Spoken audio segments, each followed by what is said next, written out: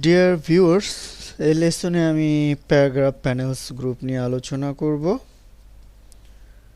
It's too important. তো চলুন আমি এমএস ওয়ার্ড 2016 এর মাঝেই আপনাদের প্যারাগ্রাফ প্যানেলসটি দেখানোর চেষ্টা করব।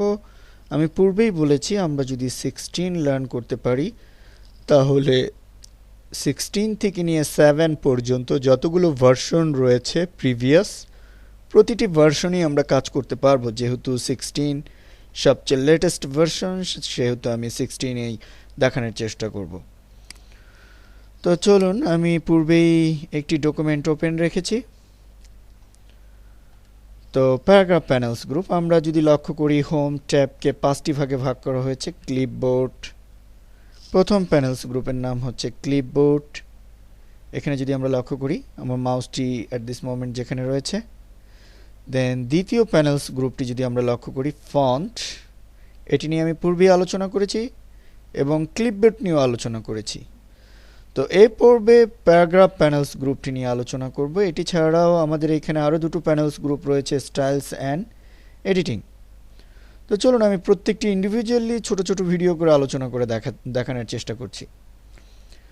তো আমরা যদি একটি লাইনকে অ্যালাইন করতে চাই, সেন্টার হোক, লেফট হোক, রাইট হোক, তাহলে ওই লাইনের ভেতরে জাস্ট কার্সার থাকলেই হবে।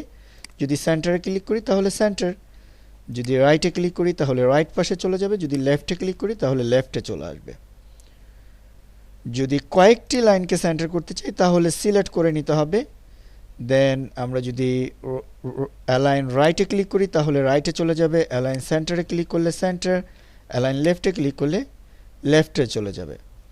তো এই তিনটি ফাংশনের পরে যে ফাংশনটি রয়েছে জাস্টিফাই, এটা শর্ট ফর্ম হচ্ছে কন্ট্রোল জে, এবং অ্যালাইন রাইট শর্ট ফর্ম হচ্ছে কন্ট্রোল আর, অ্যালাইন সেন্টার শর্ট ফর্ম হচ্ছে কন্ট্রোল ই, এবং অ্যালাইন লেফট শর্ট ফর্ম হচ্ছে কন্ট্রোল এল। তো এই তিনটি ফাংশনের পাশে যে জাস্টিফাই ফাংশনটি রয়েছে, এই ফাংশনটি আমি একটু দেখানোর চেষ্টা করব। Control J short form. তো চলুন জাস্টিফাই, এখানে বেশ টেক্সট দেখা যাচ্ছে না প্যারাগ্রাফ আকারে। তো আমি পূর্বে আরও একটি ডকুমেন্ট ওপেন রেখেছি জাস্টিফাই ফাংশনটি বোঝানোর জন্য। তো দেখুন এখানে যে প্যারাগ্রাফগুলো লেখা হয়েছে তার শেষের দিকে যদি আমি লক্ষ্য করি, লাইনগুলো ছোট বড়, আঁকা বাঁকা, খুব একটি সুন্দর লাগছে না, কিন্তু এখানে একটা মিস্টেক মনে হচ্ছে।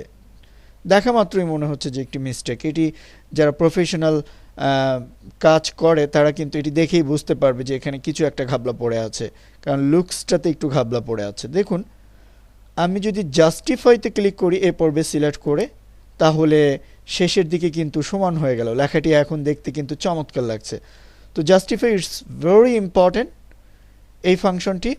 আশা করি আমি জাস্টিফাই বুঝাতে পেরেছি। দেখুন আবারও যদি ক্লিক করি তাহলে লাইনগুলো আবারও শেষের দিকে কিন্তু ছোট বড় হয়ে গেল। তো আমি যদি জাস্টিফাইতে ক্লিক করি তাহলে লাইনগুলো কিন্তু সমান হয়ে গেল।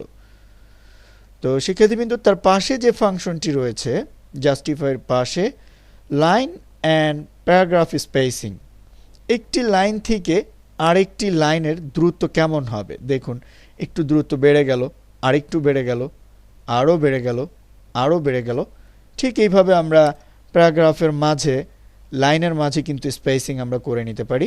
তো এইখানে ক্লিক করে আমরা 1 পয়েন্ট রাখতে পারি, অথবা 1.15 রাখতে পারি, অথবা 1.5, স্ট্যান্ডার্ড 1.5। আমাদের প্রয়োজন অনুযায়ী আমরা আমাদের কাঙ্ক্ষিত প্যারাগ্রাফটি করে নিব। তো তার পাশের যেই ফাংশনটি রয়েছে শেডিং, প্যারাগ্রাফকে যদি আমরা শেডিংয়ে রূপান্তর করতে চাই, কোনো কালারে যদি রূপান্তর করতে চাই, দেখুন আমি কিন্তু এই প্যারাগ্রাফটিকে কিন্তু একটি কালারে রূপান্তর করে ফেলতে পারলাম। দেখুন একটি কালারে কিন্তু রূপান্তর করে ফেলতে পারলাম। ঠিক এমনিভাবে এই অংশটুকু যদি আমি আরেকটি কালারে রূপান্তর করতে চাই, তাহলে দেখুন এখানে আরেকটি কালারে রূপান্তর করে ফেলতে পারলাম। তো আমি পূর্বের যে ডকুমেন্টটি ছিল এই ডকুমেন্টটিতে আসি। দেখুন একটি ডকুমেন্ট থেকে আরেকটি ডকুমেন্টে কিভাবে যাচ্ছি। দেখুন এখানে টাস্ক বারে যে প্রোগ্রামটি রয়েছে, এখানে মাউস নিলেই কিন্তু এখানে কিন্তু দুটো ডকুমেন্ট যেহেতু ওপেন রয়েছে, যেটির উপর মাউস পয়েন্ট দিয়ে ক্লিক করব সেটি কিন্তু ওপেন হয়ে আসবে। তো চলুন লাইক ধরে নেই এডুকেশনাল কোয়ালিফিকেশন, এটার একটা শেডিংস আমরা দিব পিছনে, সেই ক্ষেত্রে এখানে ক্লিক করে দেখুন, অথবা এই ড্রপ ডাউনে ক্লিক করে আরও বিভিন্ন কালার রয়েছে, আমরা কিন্তু খুব অনায়াসেই কিন্তু আমরা শেডিংস দিতে পারি। তার পাশে যেটি রয়েছে বর্ডার, আমরা যদি বর্ডার দিতে চাই তাহলে দেখুন অল বর্ডার্স যদি দিয়ে দিই তাহলে এডুকেশনের চারদিকে কিন্তু একটি বর্ডার্স চলে আসছে। এইখানে নিচের দিকে মোর বর্ডার্স অ্যান্ড শেডিংসে যদি ক্লিক করি তাহলে কিন্তু আরও বর্ডার্সের কিন্তু আরও স্টাইল পাবো এখানে, লাইক ডাবল গ্রিড, অথবা নিচের দিকে আরও স্টাইল, লাইক এখান থেকে আমি এই যে আঁকাবাঁকা যে লাইনটি রয়েছে সেটি সিলেক্ট করলাম। দেন যদি একটি বর্ডারের কালার দিতে চাই, লাইক রেড কালার দিতে চাচ্ছি, এটাকে যদি একটু মোটা চিকন করতে চাই এখান থেকে কিন্তু আমরা পিটি বাড়িয়ে কিন্তু মোটা চিকন করতে পারবো।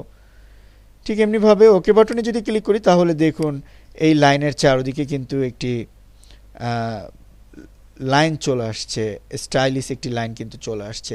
বর্ডার্স থেকে কিন্তু আমরা এটি খুব অনায়াসেই দিতে পারলাম। আমরা যদি উঠিয়ে দিতে চাই তাহলে নো বর্ডার্সে ক্লিক করলে চলে যাবে, অল বর্ডার্সে ক্লিক করলে চলে আসবে। আমরা যদি চাই শুধু নিচে থাকবে তাহলে বটম বর্ডার্সে যদি ক্লিক করি, অথবা টপ বর্ডার্স, দেখুন নিচের দিকে চলে আসছে। ঠিক এমনিভাবে স্পেসিফিক যদি কোনো একদিকে বর্ডার চাই সেটাও কিন্তু আমরা করতে পারি। তো শিক্ষার্থীবৃন্দ, আমি আশা করি এই ফাংশনগুলো, নিচের ফাংশনগুলো আপনাদেরকে বোঝাতে পারলাম। তো দেখুন উপরের ফাংশনগুলো একটু লক্ষ্য করুন। প্রথমেই আমি এখানে শো অ্যান্ড হাইট যে ফাংশনটি রয়েছে, আমরা একটি প্রবলেম অনেক সময় পড়ে যাই, যে ধরনের প্রবলেম যে লেখার সাথে এরকম একটি ফাংশন থাকে, আমরা বুঝতে পারি না যে আসলে এই প্রবলেমটা কেন হলো। অনেক সময় এরকম হয়ে যায়।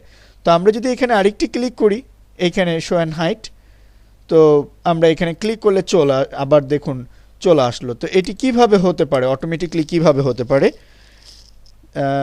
এটি কিন্তু হয়ে যেতে পারে। দেখুন কন্ট্রোল শিফট স্টার্ট দেওয়া মাত্র কিন্তু এটি চলে আসছে, আবার কন্ট্রোল শিফট স্টার্ট দেওয়ার সাথে সাথে কিন্তু এটি চলে গেছে স্টার 8-এর মধ্যে রয়েছে স্টার, দেখুন এটি চলে আসছে। হঠাৎ প্রেস পড়ে এরকম হয়ে গেল, বাট আপনি বুঝতে পারছেন না প্রবলেমটা কিভাবে হলো। তো আপনি এখানে একটি ক্লিক করতে পারেন, অথবা কন্ট্রোল শিফট ধরে 8 প্রেস করতে পারেন, স্টার প্রেস করতে পারেন। দেন এইখানে আমরা দেখতে পাচ্ছি সর্ট মানে সাজানো। আমি যদি এইখানে একটু নাম্বারিং করে দেখাই, 1 2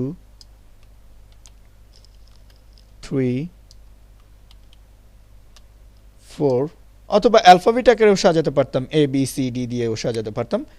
এতটুকু আমি সিলেক্ট করলাম। আমি চাচ্ছি 4 থেকে 1-এর দিকে যাবে, সেই ক্ষেত্রে আমরা সর্টে ক্লিক করে আমরা নাম্বার সিলেক্ট করব। দেন এখান থেকে অ্যাসেন্ডিং, ওকে, অ্যাসেন্ডিংয়ে 1 থেকে নিচের দিকে থাকবে। যদি আমরা এখান থেকে ডিসেন্ডিং সিলেক্ট করে দিই, নাম্বার ডিসেন্ডিং, তাহলে দেখুন 4 3 2 1। ঠিক এমনিভাবে যদি ABC আকারেও সাজাতে চাই সেটিও কিন্তু আমরা সাজাতে পারবো। আমি আশা করি সর্ট নিয়ে বুঝাতে পারলাম। এটি হচ্ছে ইনডেন্ট, ইনক্রিজ ইনডেন্ট, দেখুন সামনের দিকে যাচ্ছে, আবার এখানে পিছনের দিকে আসছে। আমরা যদি যেই যতটুকু অংশ সিলেক্ট করব, অথবা যদি একটি লাইন হয় তাহলে কার্সার থাকলেই হবে, এক স্টেপ করে সামনে যাবে আর এক স্টেপ করে পিছনে আসবে। তো আমরা এইভাবে কিছু অংশ আমরা ইনডেন্ট করে দিতে পারি, অথবা ডিক্রিজ ইনডেন্ট করে দিতে পারি। ইনক্রিজ ইনডেন্টে সামনে যাবে, ডিক্রিজ ইনডেন্টে পিছনে আসবে। আমি আশা করি এটি বুঝাতে পারলাম। এখানে নাম্বার রয়েছে, আমরা যদি নাম্বার সিলেক্ট করি তাহলে দেখুন এখানে 1 2 3 4 এভাবে নাম্বারিং করে দিল সে আমাকে। তো চলুন, আমি চাচ্ছি এই রিলিজিয়ান থেকে নিয়ে নিচ পর্যন্ত, এই পর্যন্ত নাম্বারিং হবে 1 2 3 4। সেক্ষেত্রে আমরা এখানে নাম্বারিং দেখতে পাচ্ছি, নাম্বারিংয়ে ক্লিক করে 1 2 3 4 দিয়ে বুঝাতে চাচ্ছি, অথবা 1 2 3 4 সাথে ফার্স্ট ব্র্যাকেট থাকবে, রোমান সংখ্যা দিয়ে যদি প্রকাশ করতে চাই, অথবা ABC অ্যালফাবেট আকারে যদি প্রকাশ করতে চাই সেটিও কিন্তু আমরা এখান থেকে করে দিতে পারবো। এটি ছাড়াও আমরা যদি চাই বুলেটস দিয়ে প্রকাশ করতে, তাহলে এখানে বুলেটসে গিয়ে এখানে কিছু বুলেটস দেখা যায়, এগুলো দিয়েও কিন্তু আমরা প্রকাশ করতে পারি। যেখানে আমরা ক্লিক করব ওই বুলেটসটি কিন্তু আমাদের এই লেখার সাথে আসবে। তো আমি এটি আবারও সিলেক্ট করছি। সিলেক্ট করে আমরা যদি বুলেটসে ক্লিক করি, দেন নিচে আমরা যদি লক্ষ্য করি ডিফাইন নিউ বুলেটস, আমরা যদি নতুন বুলেটস দিতে চাই তাহলে এখানে একটি ক্লিক করার মাধ্যমে এই ফাংশনটা নিয়ে আসতে পারি। সিম্বল, দেখুন এখানে অনেক স্টাইলের বুলেটস চলে আসছে, কিন্তু অনেক স্টাইলিশ বুলেট কিন্তু চলে আসছে। আমি যদি চাই এই উইন্ডোজের আইকনটি থাকবে, সেক্ষেত্রে এই আইকনটি সিলেক্ট করে আমরা যে আইকনটি সিলেক্ট করব, লাইক আমরা যদি চাই এই মাউসের আইকনটি থাকবে অথবা এই মোবাইল ফোনের আইকনটি থাকবে, সেই সিলেক্ট করে যদি ওকেতে ক্লিক করি, দেন অ্যাগেন যদি ওকেতে ক্লিক করি তাহলে দেখুন ওই আইকনটি কিন্তু এখানে চলে আসছে। তো আমি আবারও এখানে ক্লিক করছি, আবারও ক্লিক করে আমরা চাচ্ছি না আমরা একটা আমাদের নিজস্ব একটি ইমেজ আমরা বুলেট আকারে প্রকাশ করতে চাই, সেই ক্ষেত্রে ডিফাইন নিউ বুলেটস। দেন এখানে আমরা পিকচার দেখতে পাচ্ছি, সিম্বলে গেলে এখান থেকে সিম্বল দিতে পারবো। দেখুন সিম্বলের কিন্তু এই স্লাইডারটি ধরে কিন্তু আমরা কিন্তু নিচের দিকে নামতে পারি। দেখুন এই স্লাইডারটি ধরে কিন্তু আমরা প্রচুর সিম্বল এখানে পাবো। এটি ছাড়াও এখানে ক্লিক করে কিন্তু আমরা অনেক অনেক অনেক স্টাইলিশ কিন্তু সিম্বল কিন্তু আমরা এখানে বের করতে পারবো। তো এ পর্বে আমি চাচ্ছি না একটি পিকচার দিব বুলেটস আকারে, সেই ক্ষেত্রে এই পিকচার যে লিঙ্কটি আমরা দেখতে পাচ্ছি, এই লিঙ্কের উপরে যদি আমরা একটি ক্লিক করি, দেন দেখুন এটি এমএস ওয়ার্ড 2000 এর একটি নতুন সংযোজন। আমি পিকচার্সে ক্লিক করা মাত্রই কিন্তু সে অনলাইনের হেল্প নিচ্ছে। তো আমি যদি চাই না অফলাইনে, তাহলে ওয়ার্ক অফলাইনে ক্লিক করতে হবে। দেন আমি ডেস্কটপে যাচ্ছি, এখান থেকে একটি পিকচার খুঁজে বের করার চেষ্টা করছি। তো এইখানে একটি পিকচার দেখতে পাচ্ছি, এই পিকচারটি আমি সিলেক্ট করে দিতে চাই। তো আমি এখানে ডাবল ক্লিক করলাম, দেন অ্যাগেইন এখানে ক্লিক করলাম। দেখুন ওই পিকচারটি কিন্তু এখানে বুলেটস আকারে কিন্তু রূপান্তর হয়ে গেল। তো শিক্ষার্থীবৃন্দ, আমি আশা করি এই ফাংশনগুলো সম্পর্কে আপনাদেরকে বুঝাতে পারলাম এবং আপনারা প্র্যাকটিস করবেন। Practice makes a man perfect. আর ভিডিওটা কেন, perfect practice makes a man perfect. অবশ্যই আমরা এই ভিডিও দেখে পারফেক্ট প্র্যাকটিস করতে পারবো। তো চলুন আমি লাস্ট যেটি নিয়ে আলোচনা করব, প্যারাগ্রাফের যেই এখানে আমরা যদি লক্ষ্য করি, দেখুন এই প্যারাগ্রাফের ফাংশনগুলি নিচের দিকে প্যারাগ্রাফের পাশে ছোট্ট একটি ট্রায়াঙ্গেল দেখতে পাচ্ছি, আমরা ড্রপ ডাউন বলতে পারি। এখানে যদি একটি ক্লিক করি তাহলে একটি ডায়লগ বক্স আমাদের সামনে আসবে। ডায়লগ বক্সটির নাম হচ্ছে প্যারাগ্রাফ ডায়লগ বক্স। তো দেখুন এখানে একটি জিনিস আমাদের প্রয়োজন হবে, আফটার এখানে 10 রয়েছে, আমরা যদি 0 করে দিই, দেন এ পর্বে যদি ওকে বাটনে ক্লিক করি তাহলে প্রতিটি লাইন কিন্তু মিশে আসলো। অনেক সময় আমাদের এরকম প্রবলেম হয়। আমি আবারও কন্ট্রোল জেড দিয়ে পূর্ব অবস্থায় চলে গেলাম। লাইক ধরে নেন এই লাইনগুলো কিন্তু বেশ ফাঁকা রয়েছে। আমি যদি চাই না লাইনগুলো একদম মিশানো থাকবে, এই লাইনটি ফাদার্স নেমের সাথে মিশানো থাকবে, একদম কাছাকাছি থাকবে, সেই ক্ষেত্রে আমরা এই যে ড্রপ ডাউনটি এখানে একটি ক্লিক করার মাধ্যমে এই ডায়লগ বক্সটি এনে আমরা যদি আফটারে এখানে 0 করে দিই, দেন এ পর্বে যদি আমরা ওকে বাটনে ক্লিক করি তাহলে দেখুন লাইনগুলি কিন্তু অনেক কাছাকাছি হয়ে গেল একটি লাইন থেকে আরেকটি লাইনের দূরত্ব। তো এভাবেই আমরা প্যারাগ্রাফ প্যানেলস গ্রুপ থেকে কাজের ক্ষেত্রে বিভিন্ন হেল্প আমরা নিতে পারবো। বাকিটুকু আমাদের প্র্যাকটিস করতে হবে। প্র্যাকটিসের মাধ্যমে আমাদের এই ফাংশনগুলো নখদর্পণে আনতে হবে। আমি আশা করি শিক্ষার্থীবৃন্দ প্যারাগ্রাফ প্যানেলস গ্রুপের খুঁটিনাটি সব ফাংশনগুলো আপনাদেরকে বুঝাতে পারলাম ইনশাআল্লাহ। আল্লাহ হাফেজ, আসসালামু আলাইকুম।